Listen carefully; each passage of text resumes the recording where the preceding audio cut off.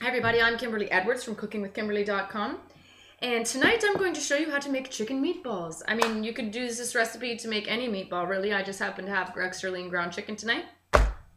I'm making pasta and meatballs, and I'm just going to show you the chicken meatball part, and then you can vary your pasta and your sauce accordingly. How about that? Cool. I'm also going to help you. I'm going to give you a tip on how to keep limited touching down when you have yucky hands. I think cooking is very therapeutic and it's a very tactile thing. You should use your hands. They're the best tools. Now, especially when you're mixing things like, ground meat, you need to use your hands. So be ready. But since it's chicken, I don't want to touch everything. It's salmonella, right? Big deal, okay? It's a big deal. So I just show you how to do this. So I have a bowl here, and I'm going to put everything into the bowl, and then I'm going to put the chicken in last, and then we're going to deal with it, okay? So I can touch all of my nice spices and all that stuff instead of, you got it. All right, so I just toasted up some of these breadcrumbs. I had some extra bread, toasted them up, zipped them up in my food processor. I have about a half a cup into the bowl they go. Now, tonight I'm using all kinds of Dragaria spices. They're the bomb, and they're all come in these awesome grinders that keep everything super fresh, right? So of course you need salt and pepper. You're gonna need some chili, and if you so desire, your household so desires, you have garlic. Okay. So I'm going to put in a little bit of salt. Now this is an awesome salt, and I'm gonna tell you about it. It is sea salt with red wine from Dragaria. Yeah, it's purple. It's cool as all heck. Oh, get out. That's what's up. All right, into that it goes, a couple shaking grins. And into the bowl goes some freshly cracked pepper. Now this is a 4-pepper grinder. It's got green and red and black and the white peppercorns. And I like lots of pepper, so in they go. I'm putting a whole pound, pretty much a whole pound of meat in, so bear with me. You're gonna use to your own taste too. If you know you like spicy, if you know you like pepper, add a bunch. If you know you like salty stuff, add some more. You can't really taste test because it's raw. Okay, because it's raw meat, right? Now this chili grinder, I have to give you a warning on this one. It's so fresh when you grind this that it's extremely spicy. Now, if you're used to using, like the Italian restaurant kind, the whole entire full chili flake, you think you're tough, all right? I thought I was tough because I eat lots of these, but guess what? This is so hot, and you only need a minute amount to make it spicy. So be careful with this one. It's very special. So over there. Now, if you want garlic, go ahead and throw it in. All right. So now I got to touch my chicken, right? I'm going to get a towel over here. I'm going to have to go wash my hands in a minute. So, okay, I think that's pretty much everything I want in there. That's everything I want in there tonight. And I'm pretty excited about that red wine sea salt. It's pretty cool. I wanted to try that. So, I need to open this up, this bad boy. Right. Now, this is my meat. It is all nicely packaged. Okay. All right. Into my bowl goes my entire chunk of meat. Now, hold on. I have to move this over here. Okay.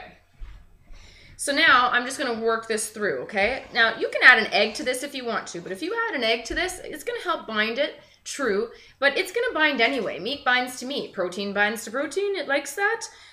So you don't really need it per se, I don't think, in my humble opinion. But if you do add an egg, I mean, it's fine. It's all good. It has flavor. It has nutrients and things. Do your thing. But you're going to have to add way more breadcrumbs. FYI. So just be prepared. Don't be shocked and surprised that it's soaking wet still when you're trying to mix this up. You don't want a mixture that's completely just soaking wet, because then it will not stick together. You got me? You want it to be somewhat dry. And this is the perfect. Darn it all, I forgot one ingredient, my secret ingredient.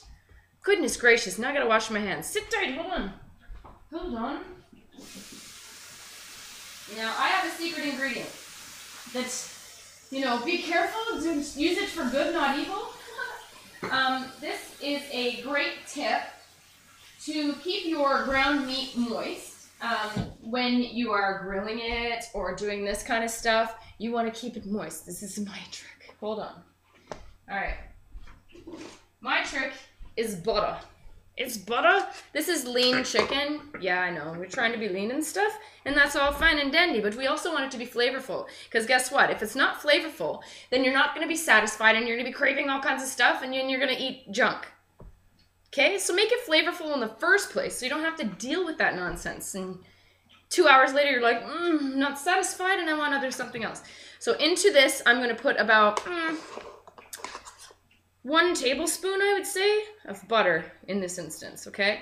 Now, olive oil and stuff like that is not the same. You want to have this buttery consistency. So what happens, it melts, all oozes through there and keeps it all the meat nice and moist as you're cooking it. Do that. Okay, so again, I have to put my hands in here and mix it all through. Make sure you combine that evenly so that you get that all the way throughout properly so that all of your meatballs are awesome. Awesome, awesome. Okay. Keep going. Relax. You're all good. Shout out to Box Rec. Hello, Box Rec. And these are perfect. All right. So if your meat is too warm, right? Like if it's warm, then it's going to be like all like falling apart. Right? It's very pliable and it might not stick together nicely. It's all sticking to your hand and whatnot, right? That's not the case right now with mine. Mine's good. So we're going to make meatballs. And this is all you do. I have a frying pan on my stove right now and it has oil in the bottom of it. Probably not enough, but I'm going to use it right now and then I'll fix it after. I'm going to show you how to do a couple of these and then I'll fix it. So you're just going to take like, I don't know, maybe a golf ball size if that's what you want. Maybe a little less if that's what you want. And you're just going to roll it in your hands just like you would make a ball. And that's it. It's that simple. And into my pan it goes. My pan is on medium heat. And I'm just going to repeat that for the entire slew of these. I'm going to show you one more. So try and keep them somewhat uniform in shape so that they all cook about evenly. So you have that in your hand and you're just rolling it. Perfect little meatball. Here you go, meatball. So I'm going to finish these and I'm going to come back to you in like 2 minutes flat. Okay? All right. So I've guesstimated that we're going to have about 5 per person in each bowl-ish. And there's only 2 of us eating right now. So I'm going to make the rest of the half of this into 2 burgers for tomorrow, for lunch or any other time. I guess I'll freeze them. Probably won't be tomorrow. I don't want the same thing tomorrow. But this is going to be nice burgers. Check it out. Actually, I might even be able to get I can get 3 out of this. Check it out. I can get 3 burgers. So that's what you do. You just wing it. You never know what's going to happen when you're cooking. How much ingredients you're going to have and all that. All right. So there you go. 1 burger. Now you're just going to grab a great big, you're going to do the same thing as you did with the meatballs, right? Instead of rolling it into a ball, you're going to smash it into a little patty like that. Onto a plate it goes. Actually, I'm going to do 2 big ones. 2 big ones, that's it. My meatballs are in the frying pan. And I also wanted to say that, you know, when you add that butter, especially to lean meat, and I know, you know, it's kind of counterintuitive, but it's not that bad for you. It's better than eating a lot of other things. At least it's au naturel. And it's going to help you keep your meat from sticking to the barbecue or sticking to the bottom of your pans and things because it's got this nice, you know, oil in there that's all greasing everything up and keeping everything moist and beautiful. So it's kind of like a non-stick helper and built-in non-stick helper. Doesn't that sound awesome? Sounds like you should buy that. All right, I'm going to make 2 more meatballs and throw them in. Big deal. It'll take a little longer. Anyway, I'm going to finish this off and wash my hands, and then I'll show you how to turn these. All right, everybody, so I'm at the stove, and I have my meatballs. I haven't turned them yet. I wanted to show you, so they're still on their first side. And you're just going to rotate them. Now, I use a technique that my mom showed me, and her mom used to do that, and her mom too, and it's just, when you grow up cooking with your fam, then you take on all of their, you know, the same tendencies, and I like it this way now. You can use little tongs, or you can do the shaking method and just want it to all evenly cook, right? But the forks, they work really good. You one in each hand, and you just turn them over. All is well, and it works so well. We use this method for all kinds of stuff. I don't know if this is like rocket science to you guys, but it's just another option that you might not have thought of, and that's that. And it's the way we prefer to do it. My mom always did it, has always done things this way, and I always remember seeing Grandma at the farm doing the same thing. So I'm going to leave these right here, and so now I've turned them. They're nice and golden on one side. Now I'm going to get them on the other side, and then I'm going to use the shaking method so that I get as much stuff all the way around done. So I'm going to show you guys the finished product, and that's that. I'm about to put my pasta in. It's boiling right here. Wow. Okay, so I'll be back in a sec. Okay, so they're already browned on the other side, and now I'm just shaking them around so that they can be completely coated in that nice, pretty olive oil and stuff, and they will get completely browned on all sides. You have to keep doing this frequently for the next, like, I don't know, a little bit. They're almost completely done in the middle. I can tell just by poking them, and that I just know how to do that. But I'll explain that in another video. But if you can tell it's hard enough, or you can break one open to make sure it's not pink in the center. Okay? And be right back. All right, so these bad boys are done. And they are beautiful in color. I'm going to show them to you. Beautiful color. Nicely browned on all sides. Hold on. I'm going to let them sit here. Hold on, guys. Hold on. Okay. There they are. They're beautiful and lovely. And that's going to go on top of my pasta. It's difficult to find ground chicken a lot because when they grind the chicken in the stores, they don't really like doing that because chicken has salmonella, can cause, you know, all kinds of germs.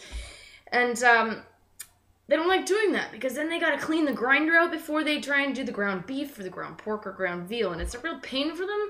So a lot of them have like two separate ones, or yeah, they just don't do it at all, or they do it only at a certain time, and then because it's a big process apparently.